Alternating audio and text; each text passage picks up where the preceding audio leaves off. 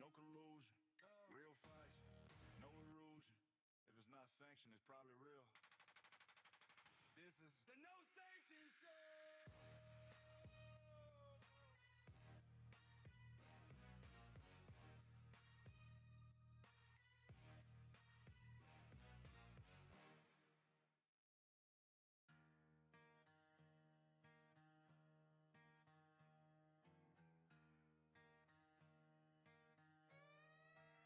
They didn't approve this. That's the point. No sanction. No permission. We don't ask. We limit different. No fighting.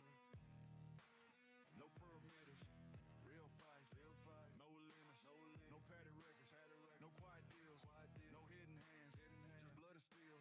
No shortcuts taken. No protection clause. You step inside, you face the laws. No bill, we take it. No crown, we make it. You stall, we break it. UK, no permission. If it's war, we on a mission.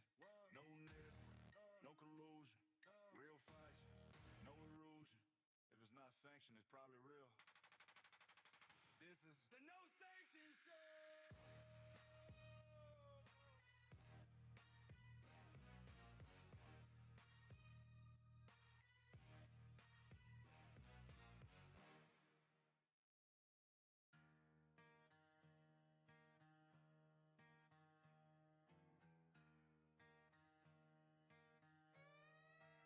They didn't approve this. That's the point. No sanction. No permission. We don't ask. We limit different. No fighting. No perimeters. Real fights. No limits. No petty records. No quiet deals. No hidden hands. Just blood and steel. No shortcuts taken. No protection clause. You step inside, you face the laws. No bill, we take it. No crown, we make it. You stall, we break it. UK, no permission. If it's war, we on a mission. No net, no collusion. Real fights, no erosion. If it's not sanctioned, it's probably real. This is the No Sanction Show!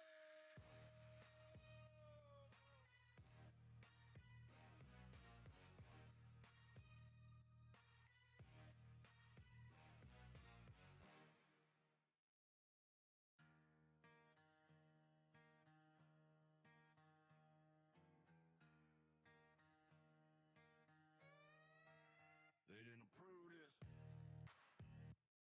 That's the point. No sanction. No permission. We don't ask. We limit different.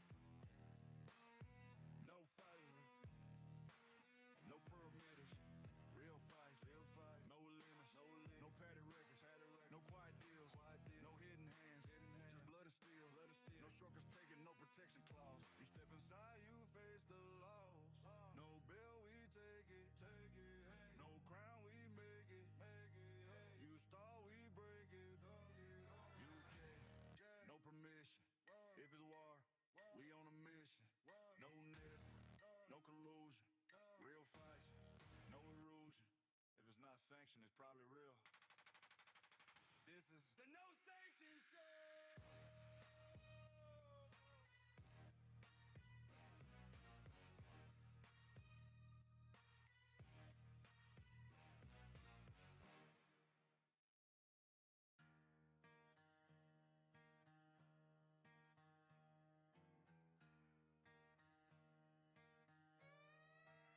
They didn't approve this. That's the point.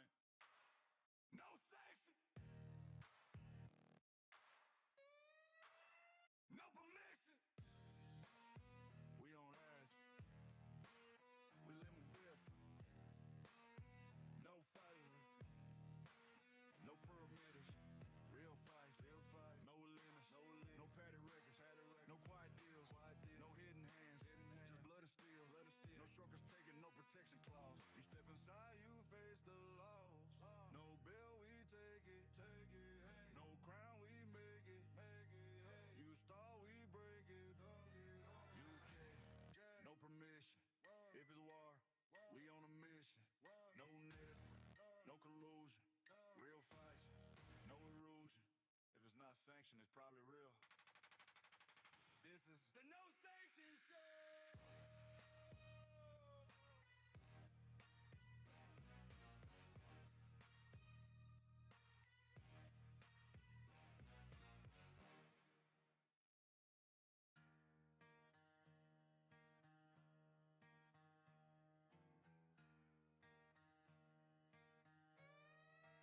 They didn't approve this. That's the point. No sanction. No permission. We on ass. We living different. No favor. No perimeters. Real fights. Real fight. No limits. No limits. No patty records. No quiet deals. No hidden hands. Just blood of steel. No strokers taking no protection clause. You step inside, you face the laws. No bill, we take it. No crown, we make it. You stall, we break it. UK, no permission. If it's war, we on a mission. No net, no collusion. Real fights, no erosion. If it's not sanctioned, it's probably real. This is the No Sanction Show.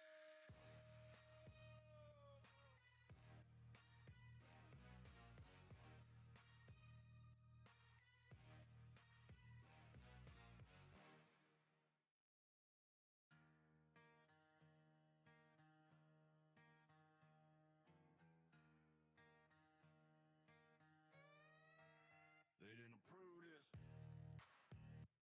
That's the point. No sanction. No permission. We on ass. We living different. No favor.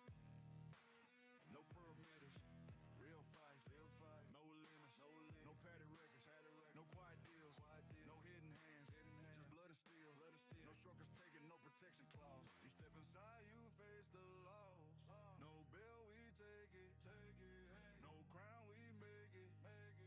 You stall, we break it. UK, no permission. If it's war, we on a mission. No net, no collusion. Real fights, no erosion. If it's not sanctioned, it's probably real. This is the No Sanction Show.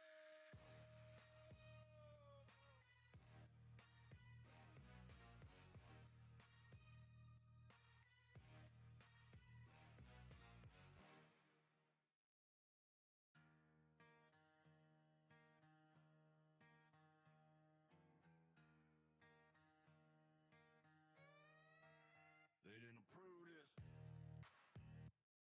That's the point. No sanction.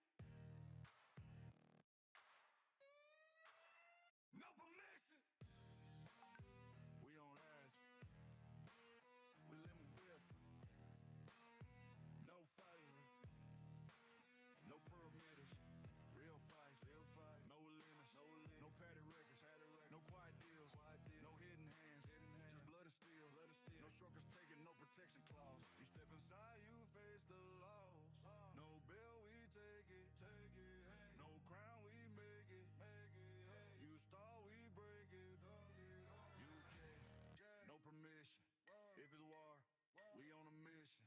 No net, no collusion. Real fights, no erosion. If it's not sanctioned, it's probably real. This is the No Sanction Show.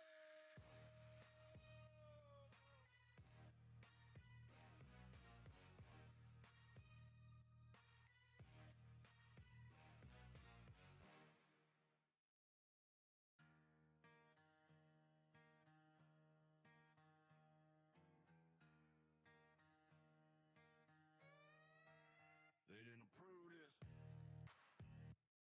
That's the point.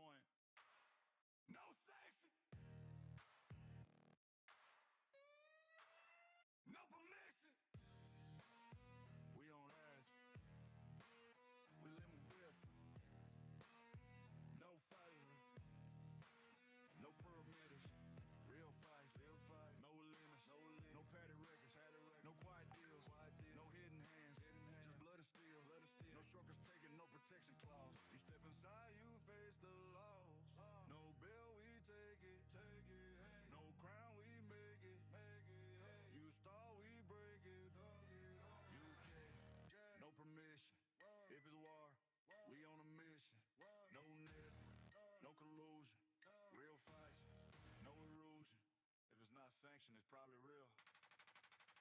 This is the No Sanction Show!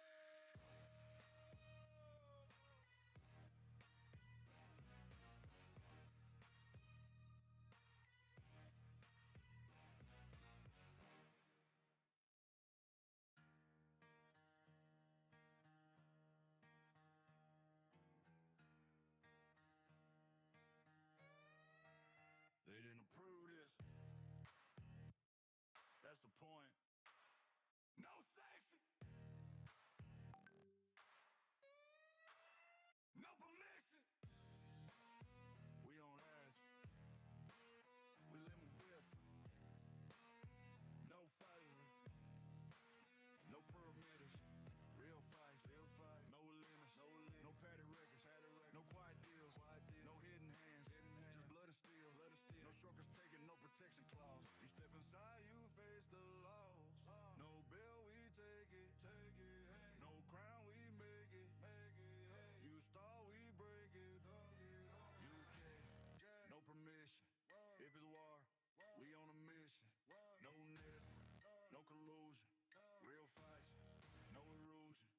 If it's not sanctioned, it's probably real. This is the No Sanction Show!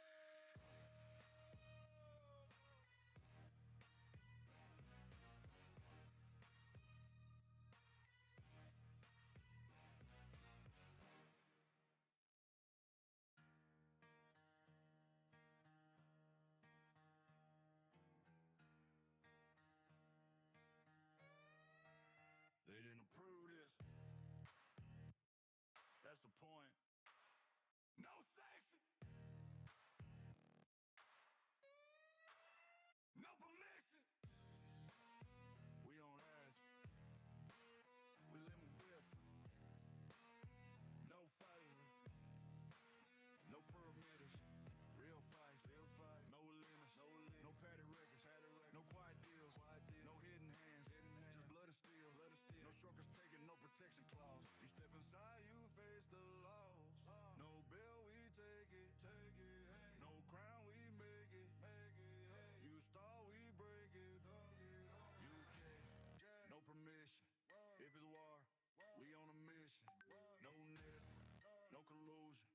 Real fights, no erosion. If it's not sanctioned, it's probably real. This is the No Sanction Show!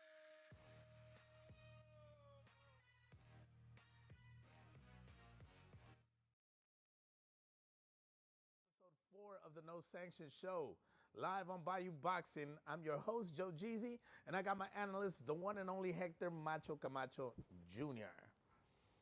Now listen, I'm going to be honest with you right now. What happened this week might be the biggest scandal in modern boxing. The IBF tried to strip Jay Opetaia of his cruiserweight title 2 days before his fight at Sufa Boxing 04.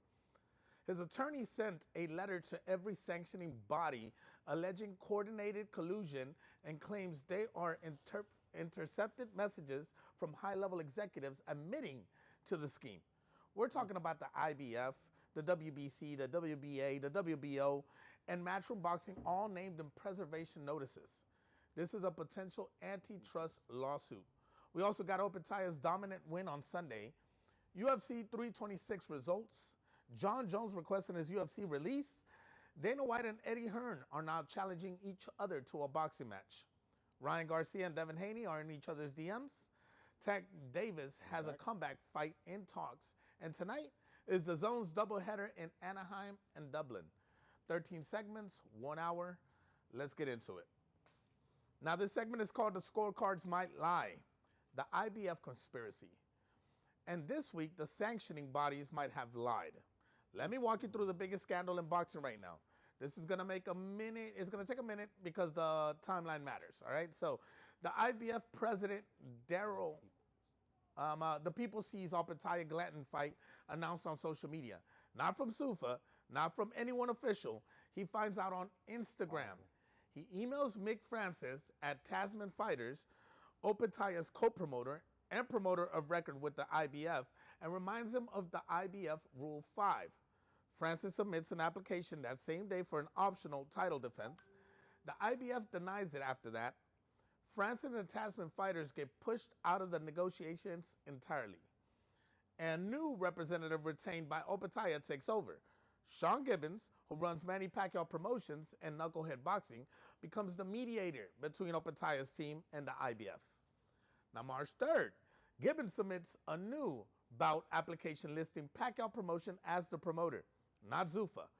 A letter is sent confirming the Zuffa belt would be characterized as, and I'm quoting, a trophy or tokens of recognition. Gibbons gives verbal assurances that the IBF title will be the championship contested on March 8th. March 5th, the IBF formally sanctions the bout. $73,000 in sanctioning fees are wired from Knucklehead Boxing to the IBF. Opetaya's team paid. The fight is sanctioned. Done deal? Or so they thought. March 6th, press conference at the MGM Grand. The Zuffa belt is placed center stage between the fighters. The IBF belt is off to the side, and Zuffa introduces Opetaya as the Ring Magazine champion. No mention of the IBF title.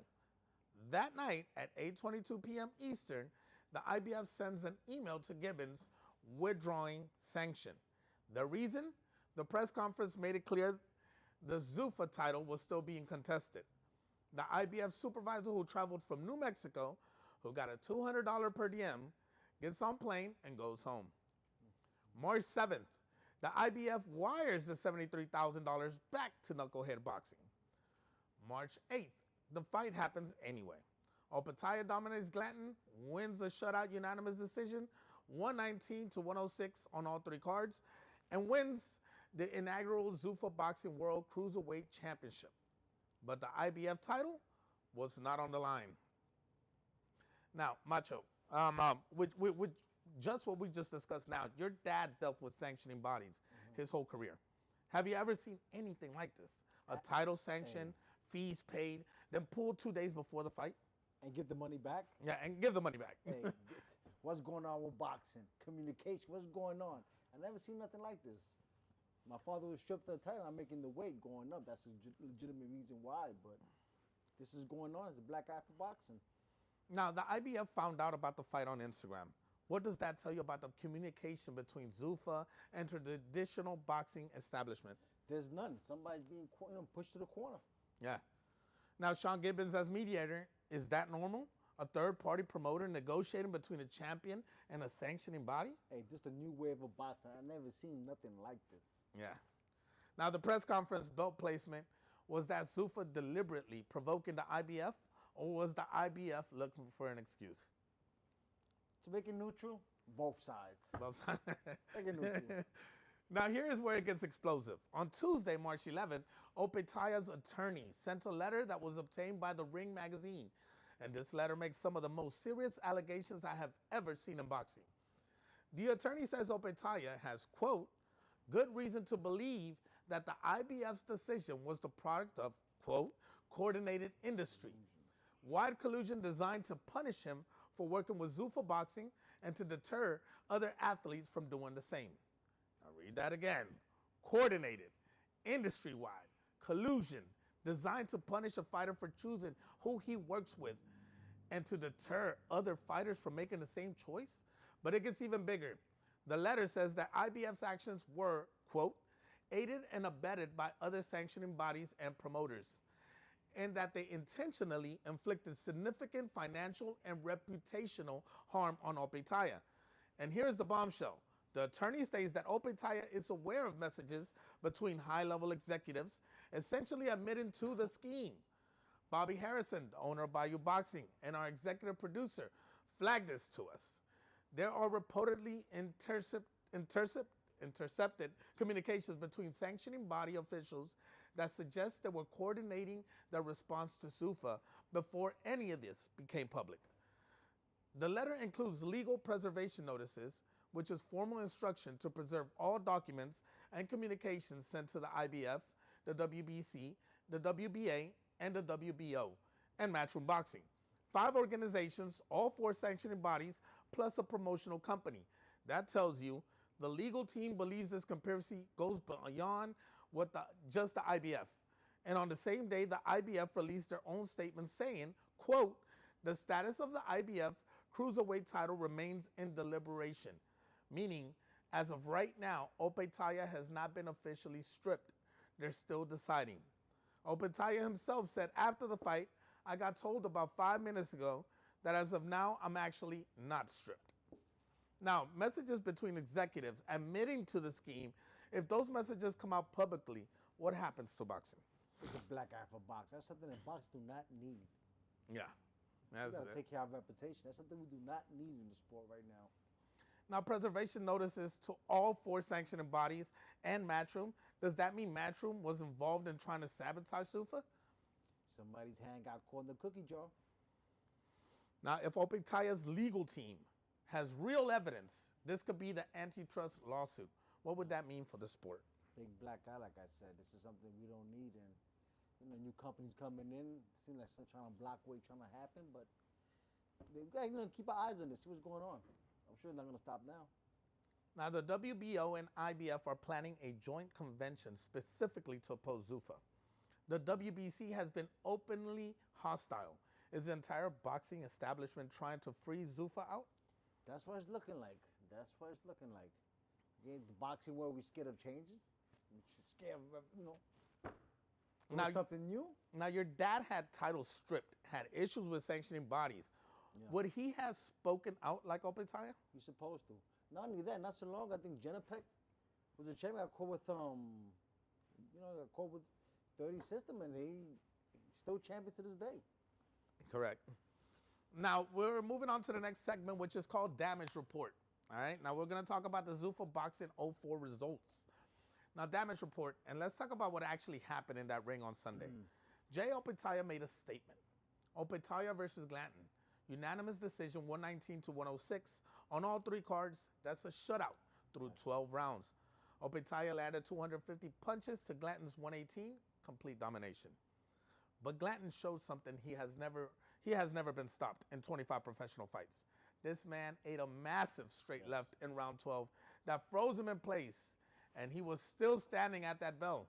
Durable as they come, but Opetaia is just on another level. The referee was busy. Glanton got docked a point in round 6 for holding, another in round 8 for a low blow, and Opetaia got one in round 11 after Glanton threw him to the canvas.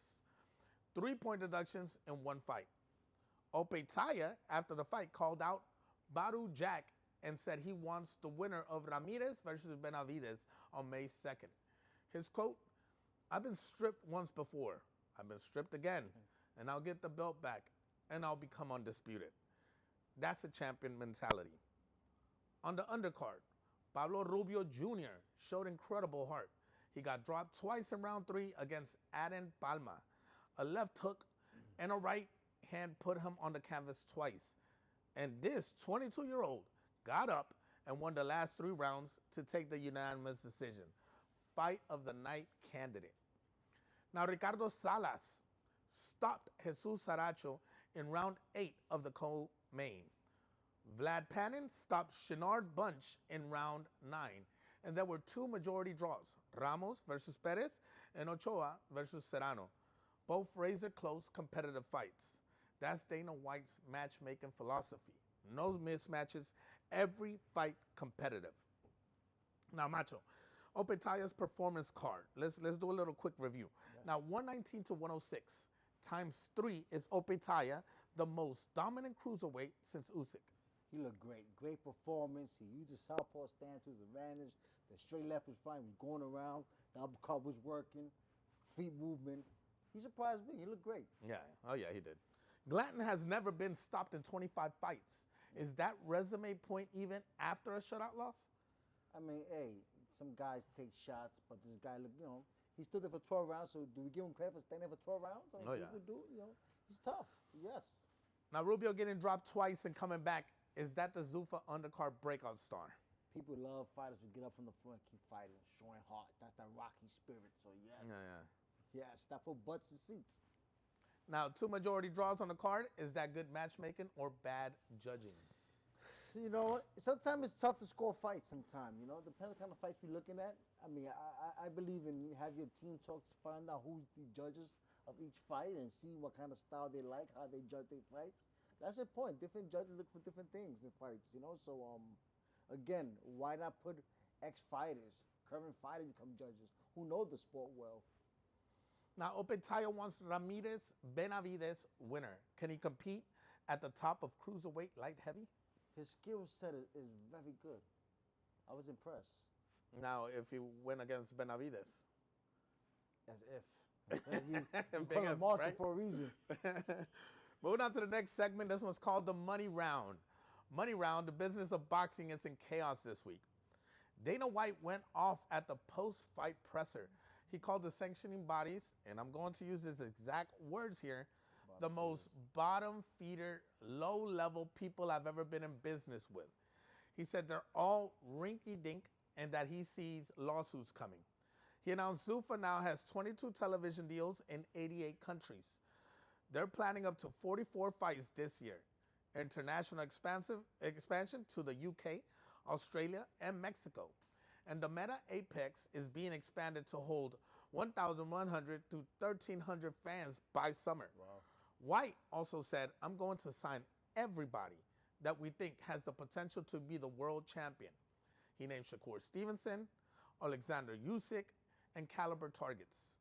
And he took a shot at the competition. We've done 4 events this year. Bob Arum has done 1. De La Hoya has done 1. PBC has done none.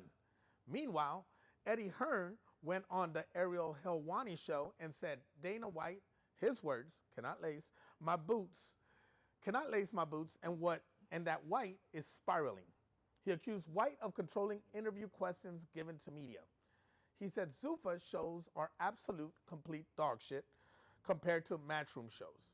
But they're still talking about fighting each other. White doubled down. Fly out here, we'll go over to the Apex and we can box. Hearn said, of course I'll do it. Netflix will pay a fortune.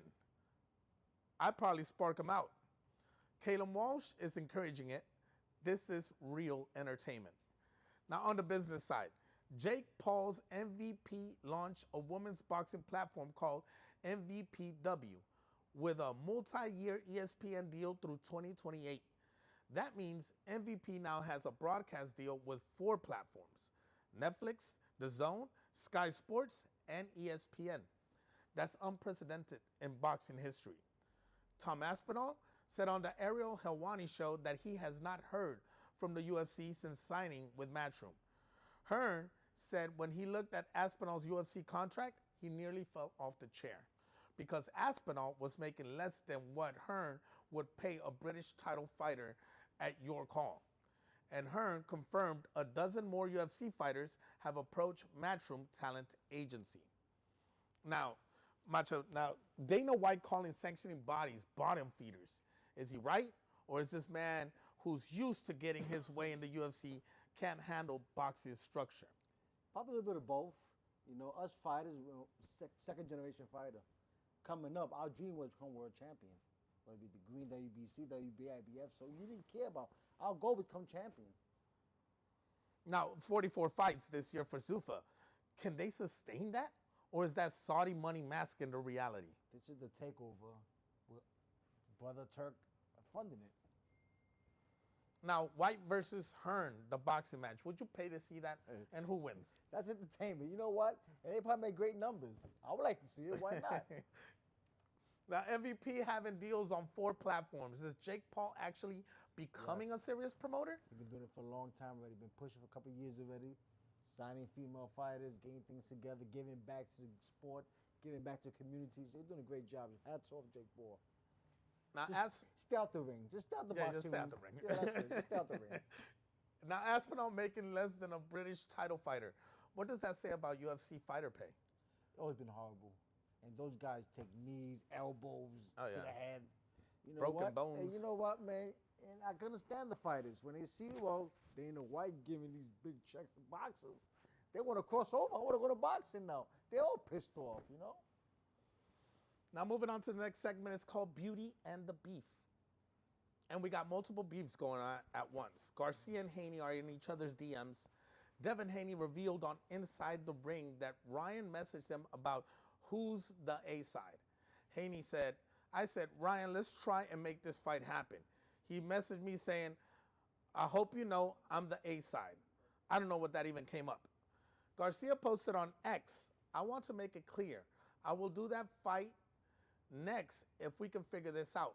Point blank, period. Garcia is also still targeting Shakur Stevenson at 144-pound catchweight. Stevenson said he thinks Garcia is serious about wanting to fight, and Garcia mocked MMA after watching UFC 326.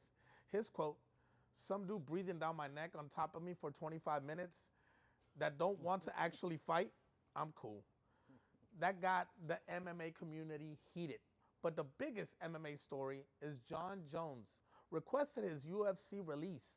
He posted a lengthy statement on X saying he was lowballed for the UFC Dana White House card on June 14th. Dana White said Jones was never, ever, ever considered. Jones fired back. No more spins, no more games. Nakisa Bidarian from Most Valuable Promotions co-signed Jones' frustration. This could lead to Jones leaving the UFC. Now, Tank Davis update. He's reportedly in advanced talks for a comeback against Isaac Pitbull Cruz at 140 pounds this summer on Prime Video pay-per-view. That will be his first fight since the controversial Lamont Roach draw in March 2025. Devin Haney called it a fight nobody asked for and called Tank an underachiever. Now, Garcia versus Haney, the rematch. Are they actually going to make it, or is this just a social media theater? Man, we've seen that Garcia's willing to step up. He fights everybody, as well as Haney. So I think the fight's going to happen. That's the fight that we want to see. That's a entertaining fight. We want it. The boxing fans need the fight. So I can see it happening soon. Now, Garcia mocking MMA. Is that smart, or is he making enemies he doesn't need? Just put news out there. Whether they like it or don't like his news, put it out there. Might as well. Ryan Garcia is Ryan Garcia. Yeah, put it out there. Now, Jon Jones requesting his UFC release. Does he end up at Zuffa Boxing? Bare knuckle, what's his next move? Come to the boxing world. Everybody's doing it now. Everybody's crossing over. Since Turk is there, writing that big check. Come on. I mean, Jon Jones is UFC legend. You know, I think that the way he became a legend is because he used everything. His kicks, his knees, his elbows, his fists, the way he submits people. That guy's a monster. I think he's legendary in the whole sport of MMA. So honestly, I don't know where he will go. Now, Tank versus Pitbull Cruz at 140. Does that move the needle, or is Haney right that nobody asked for it? Nobody asked for it, but that is a good fight. The first fight was an interesting fight, so seeing Tank after a long time, with problems coming back to the sport, he picked a good opponent. Why not? All right, now moving on to the next segment. This one's called the Fit Check. All right, this is a quick fit check. Dana White at the Zuffa post-fight presser was wearing one of the Zuffa boxing polos, looking like he was ready to punch somebody. The man was heated and dressed for war. Opetaya raised both belts, the Zuffa belt and the Ring Magazine belt, and the visual of him holding 2 championship belts while the IBF title sat empty was the image of the week. That photo tells the whole story. Eddie Hearn on the Helwani show in a perfectly tailored suit, calling Dana White rinky dink. The contrast between the two is content, man. All right, now the best dressed in combat sports this week and the worst, who do you think? I go Batai. He had the Macho Camacho style boxing trunks. So hey, the Macho Man put it out there. And the worst, well, just the plain fighters. Go out there playing with no sass, no pizzazz. Now we always, when it comes to the fit check, Macho Camacho, man, your dad, he was the guy for fit checks. How do these guys compare to what your dad used to wear? I remember when I was young, I would always go to my father's fights. When he was sleeping after the fight, I'd go to his room, I'd try his outfit on. I wanted to be the Macho Man. But I remember me telling myself, Pops, you can go in the ring with this crazy outfit. At that time, for me, it was crazy. As years passed by, you look back, he was ahead of the game. Oh, yeah. So, now moving on to the next segment. This was called the Boxing Deep Dive. How did Opetaya make it look so easy against a guy who's never been stopped? 3 things stand out. First, Opetaya's lateral movement. He fought on the back foot early, using footwork to create angles that Glanton couldn't cut off. At 6 feet tall with a 76-inch reach as a southpaw, he controlled the distance the entire fight. Now, second, the uppercut in round 4. That single punch changed the fight. Glanton was trying to close the distance, and Opetaya timed a massive uppercut that snapped his head back. From that point on, Glanton was cautious, and when Glanton is cautious, he can't win. Now, third, a body work in the championship rounds. Round 9 through 12, Opetaya went to the body consistently, breaking Glanton down. That's the same approach he used against Bradis when he fought with a broken jaw. This man has championship instincts. Glanton's only path was to make it a street fight inside, and the referee wouldn't let him. 2-point deduction for fouls. Once that option was taken away, it was target practice. Now, as a boxing analyst, Opetaya's southpaw footwork, break down how he creates angles. Is he the best pure boxer at cruiserweight since Usyk? Like I said, we get the southpaw stance, you have the advantage. So he's basically taking the steps back, keep the jab out, and just, getting the angles, getting over. The uppercuts are landing, the hooks were landing, the body shots were landing. So he kept his body moving, positioning himself to his shots and getting off. Excellent performance, excellent. Now, the round 4 uppercut, the timing versus the power, was that the moment the fight was over? Timing is power. You ever woke up in the morning and bump your head against the wall, you got dizzy? Bang! It's things you don't see, that's when it hurts. So yeah, he was walking him in, walking him to shots. This guy, Glanton, was coming forward, so he was there for the taking. Now, Glanton has never been stopped in 25 fights. What does a fighter have to do differently against someone that durable? Well, you saw Opetaya toward the end of the round, started working the body more. Maybe he said that before in the earlier rounds, break him down to the body, catch him coming in, walking him into shots. But then there's guys who take shots, they don't go down. Now, Opetaya broke his jaw in 2 places against Bradis and kept fighting. Mentally, how does a fighter process pain like that? You gotta have your balls in your place to have a broken jaw, keep fighting cuts, and you can't really see. So having a broken jaw, you gotta be cautious. The shots are coming. Oh yeah, and adrenaline rushing, so you're going in. Then again, you don't feel the punches either. Exactly. You're in there, you don't feel it. You keep going. Now this next segment is called the predictions. All right, predictions and a line check. Tonight is a DAZN doubleheader, Anaheim and Dublin. Let me break them both down. Dublin, Jazza Dickens versus Anthony Kakashi for the WBA World Super Featherweight title. This is a sold-out St. Patrick's Day weekend card at the 3 Arena. Kakashi is the favorite at -250 to -280. He's got 5 inches of height and 8 inches of reach on Dickens. His resume is elite. He knocked out Joe Cordina in Riyadh, beat Josh Warrington at Wembley, and stopped Leigh Wood in the 9th. Dickens broke his jaw against Rigondeaux in 2016 and rebuilt his entire career. This is a story fight. Both guys took the long road. My prediction, Kakashi by decision.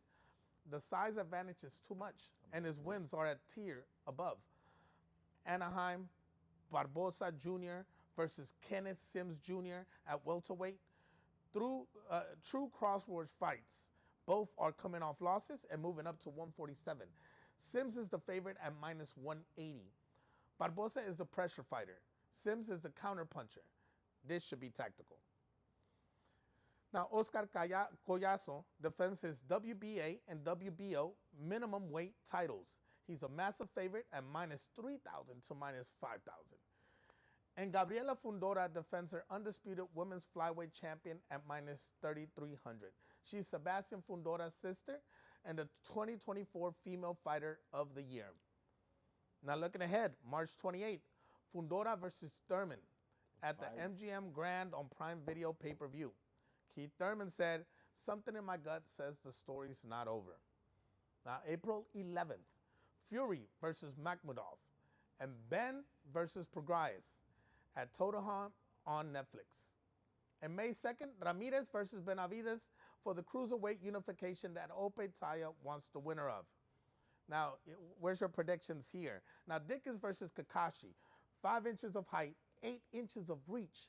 Can Dickens get inside, or does Kakashi box his ears off? Dickens had no choice but to get inside with somebody as long as that.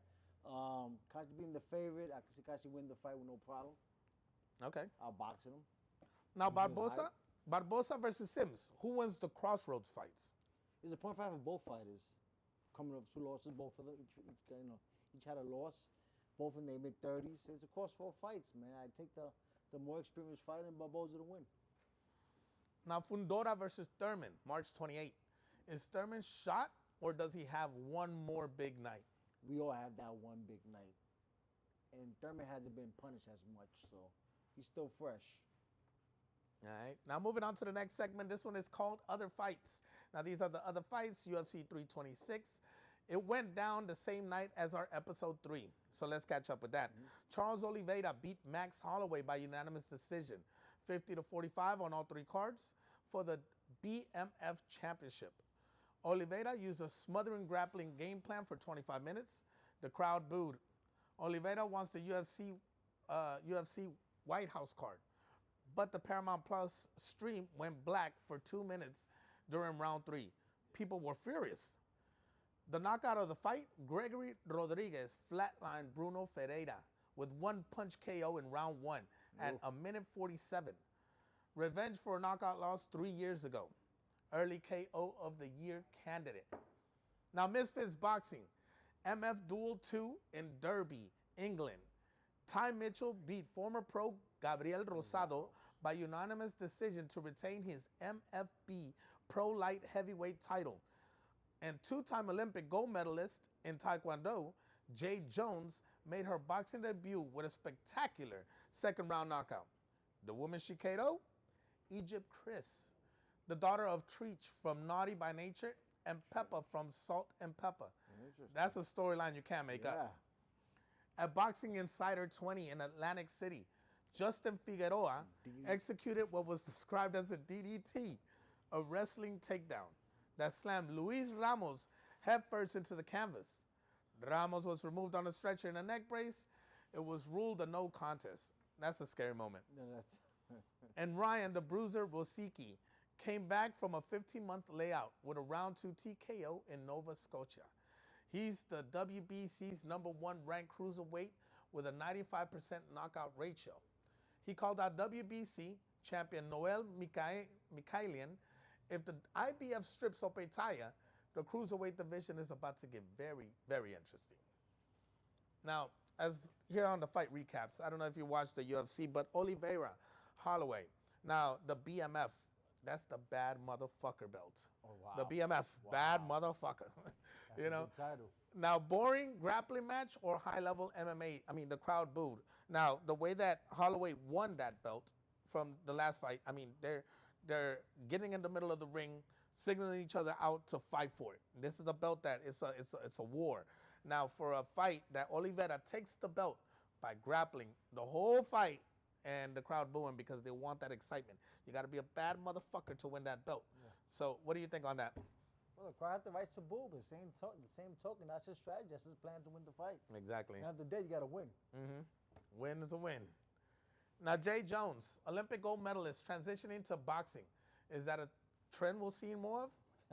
Hey, this super, they woke the boxing world up, and people want to become to boxing now. They want that money. Show me the money. Now, the DDT in Atlantic City, that's one of the scariest things you'll see in boxing ring, and funniest. What's your reaction to that? That is funny, but you gotta control yourself. That's control your emotions. No. There's no way that should be happening. Now, Rosicki calling out Mikhailian if Opetaya is stripped. Who ends up with the IBF belt there? Well, the correct thing to do, the traditional boxing ways, the vacant title, #1 and #2. Now, the next segment is called What You Miss, under the radar this week.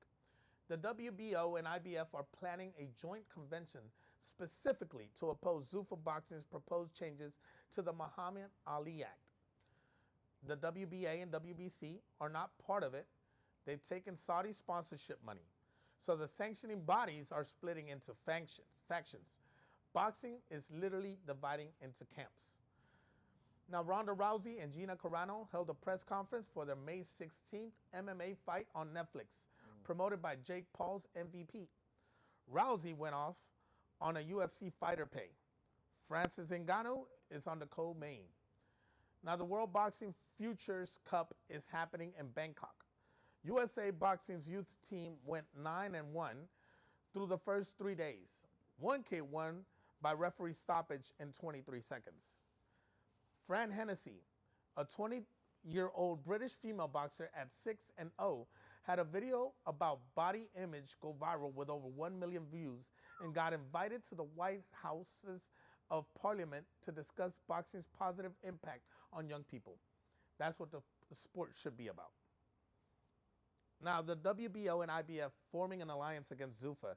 Is this boxing's version of a civil war? They fighting back. We feel like, we're going to lose the sport to something new. Now, Rousey going off on the UFC's fighter pay. Is she right? Hey, I agree. The sport is big enough now. It's complete control. It's one-sided, so I can understand that part. Now, moving on to the next segment. This one's called Matchmaker Roulette. 3 dream fights based on this week's landscape. Number 1, Opetaya versus the winner of Ramirez Benavides. Opetaya called for it Sunday night. If he stays at cruiserweight and unifies everything, this becomes the biggest fight in the division. But if the sanctioning bodies freeze him out, he might need to go up to light heavyweight. Number 2, Garcia versus Haney. 2 at welterweight. They're in each other's DMs. Garcia wants it next. Haney wants VADA testing. This is the biggest fight that can be made at 147 right now. The first fight was controversial. A rematch will be enormous. Now, number 3, John Jones as a free agent. If Jones actually gets released from the UFC, where does he go? Zuffa Boxing? BKFC? MVP on Netflix? A Jones boxing debut will break the internet. And Eddie Hearn's Matchroom Talent Agency is right there waiting to represent him. Now, on these dream fights, which one is your dream fight here? I would like to see the Haney fight again, but right now, Opetaya with the Zuffa Boxing, all going on, that becomes an interesting fight. If he wins, he'll fight the winner of the Benavides, Suda Ramirez. Interesting fight, good for boxing. Okay. Now, John Jones as a free agent, boxing, bare knuckle, or back to MMA somewhere else? Stick to your sport, but we'll welcome him in boxing as well. Yeah, it would definitely do a show on some boxing. Yeah. Give me one dream fight of your own. That I want to see currently or of your own way ever. I would love to see the Chavez versus Roberto Duran. That was 2 great warriors at 135 at lightweight. Oh, man. 2 great fighters. Also, I'd love to see a Trinidad versus Miguel Cotto. That's a fight that us Puerto Ricans always talk about who was better. What Miguel Cotto and which Trinidad? That's a good question. At what weight? At 47 maybe? Okay. In their prime. Oh, my God. Yeah, that's a tough one. All right. So, that's a wrap on episode 4 of the No Sanction Show. Let me run it back. The IBF tried to strip Opetaya and his attorney as allegedly coordinated collusion across all 4 sanctioning bodies and Matchroom Boxing. There are reportedly intercepted messages from executives admitting to the scheme. Legal preservation notices have been sent. This could end up as an antitrust lawsuit that changes boxing forever. Opetaya dominated Glanton in a 12-round shutout and became the first ever Zuffa Boxing World Champion. Dana White went nuclear on the sanctioning bodies. Eddie Hearn said White is spiraling. They're challenging each other to a boxing match. Garcia and Haney are in each other's DMs. John Jones wants out of the UFC. Tank Davis is talking comeback. And tonight, the zone doubleheader in Anaheim and Dublin. Macho, what are your final thoughts? Hey, boxing back. Everybody's talking about it, good or bad. We're talking about boxing. You got MMA fights going to come in, so the game is changing. Now, one thing people should watch out for this coming week. Keep your eyes on what's going on with the IBF, what's going on with, what's going on behind the scenes, like we say, but each of the gossips. Keep your eyes on that. And also the Barboza fight. It's an even match, so crossroad fights. All right, there it is. Watch both the zone cards tonight. Dickens versus Kakashi in Dublin and Barboza versus Sims in Anaheim. We'll be back next Friday with episode 5. I'm Joe Jeezy. That's Hector Macho Camacho Jr. Macho time. No rules, no politics, just boxing. This has been the No Sanction Show. We'll see you next Friday on BiYu Boxing. Like, subscribe, hit that bell. Share this with a friend who loves the fight game. Thank you.